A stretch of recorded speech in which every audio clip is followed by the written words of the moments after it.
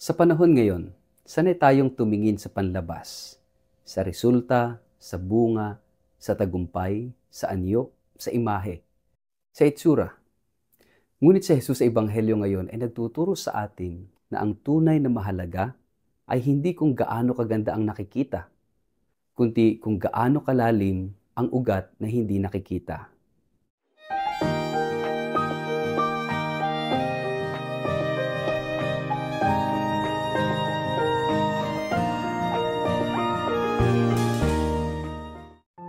Ang mabuting balita ng Panginoon ayon kay San Lucas.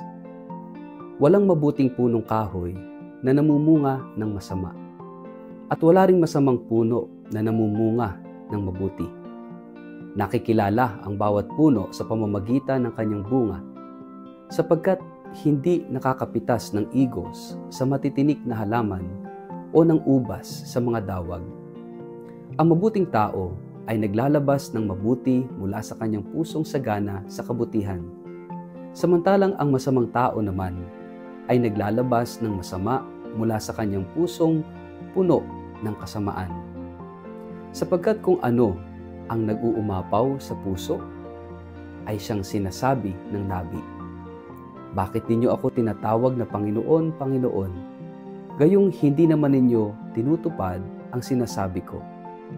Sasabihin ko sa inyo kung ano ang katulad ng taong lumalapit sa akin, nakikinig sa aking mga salita, at nagsasagawa ng mga ito. Siya ay katulad ng isang taong humukay ng malalim at nagtayo ng bahay sa pundasyong bato. Nang bumaha at bumugso ang tubig, hindi natinag ang bahay na itinayo, sapagkat matibay ang pagkakatayo nito. Ngunit ang nakikinig naman ng aking mga salita at hindi tumutupad nito ay katulad ng isang taong nagtayo ng bahay ng walang pundasyon. Nang bumaha at bumugso ang tubig sa bahay na iyon, kaagad itong bumagsak at lubusang nawasak. Ang mabuting balita ng Panginoon. Word of the day, hear what God has to say.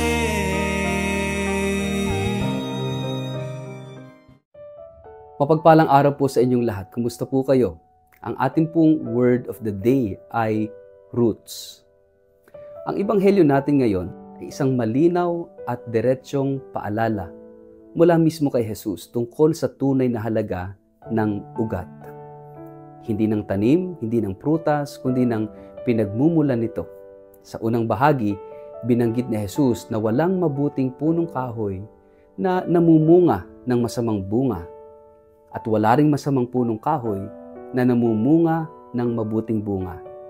At pagkatapos ay sinabi niya na ang bawat isa ay makikilala sa kanyang bunga. Sa dulo ng ebanghelyo, ginamit naman niya ang larawan ng isang taong nagtatayo ng bahay. Ang isa ay naghukay ng malalim at nagtayo sa pundasyon ng bato. At ang isa naman ay nagtayo ng bahay sa buhanginan ng walang matibay na pagkakaugat. Pareho silang tinamaan ng baha pero magkaiba ang kinahinatnan. Ang isa'y nanatili, ang isa'y gumuho. Dito natin kinukuha ang ating salita ng araw na ito.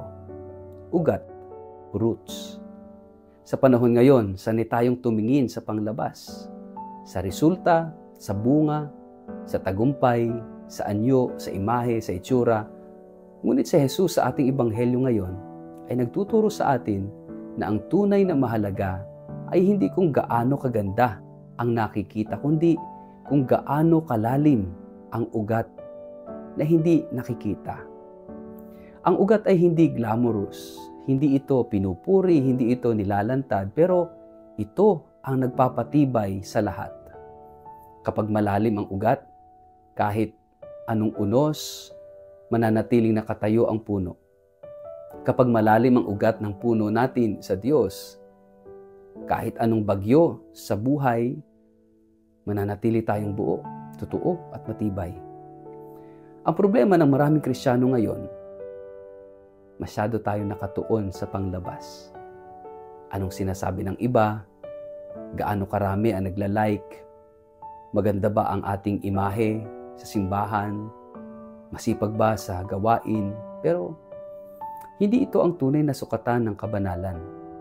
Ang tanong ng Ebanghelyo ay ito: saan nakaugat ang puso mo?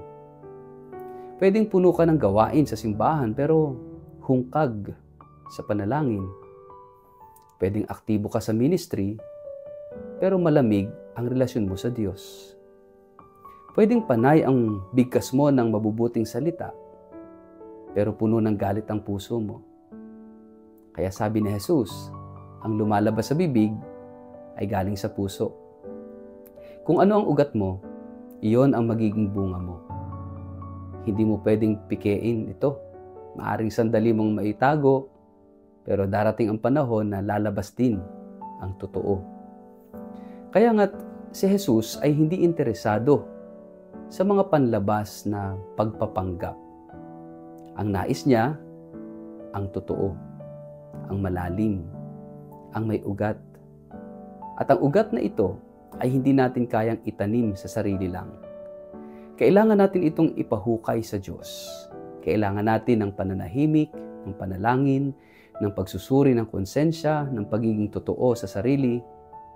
Kapag hinayaan mong bumaba ang ugat ng puso mo sa biyaya ng Diyos, doon ka magkakaroon ng tibay na hindi matitinag.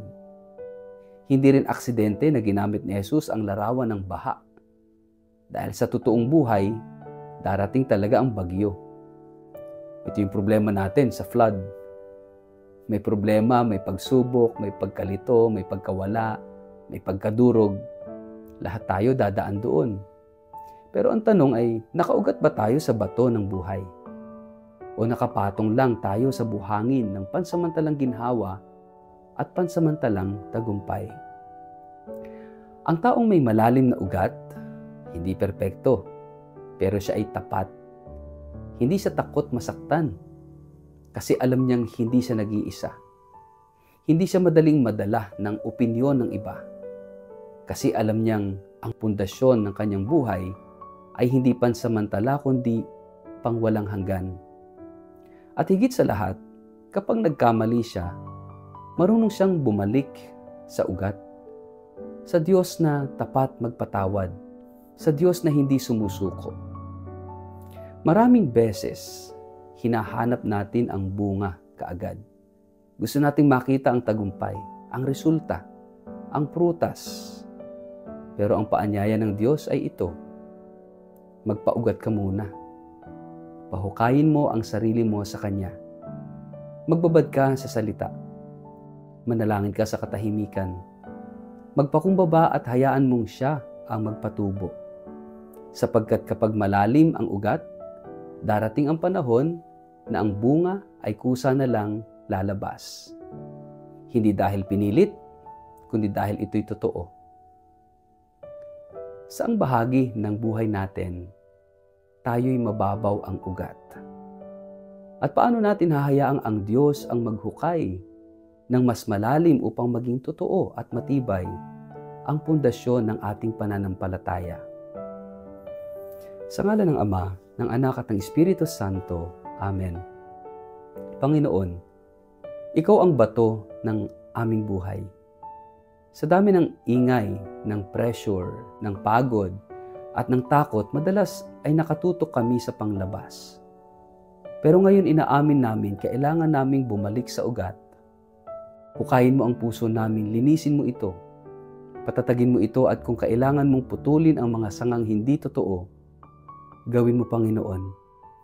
Basta't manatili kami nakaugat sa iyo, sa iyong salita, sa iyong pag-ibig, at sa iyong katapatan. Amen. Pagpalain po kayo't ingatan ng makapangyarihang Diyos, Ama at Anak at Espiritu Santo. Amen.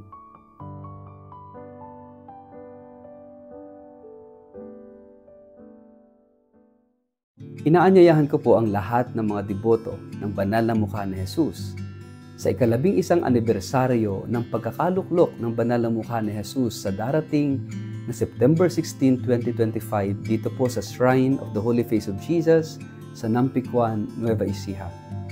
Magsisimula po ang ating pagdiriwang sa prosesyon sa ika-6 ng umaga.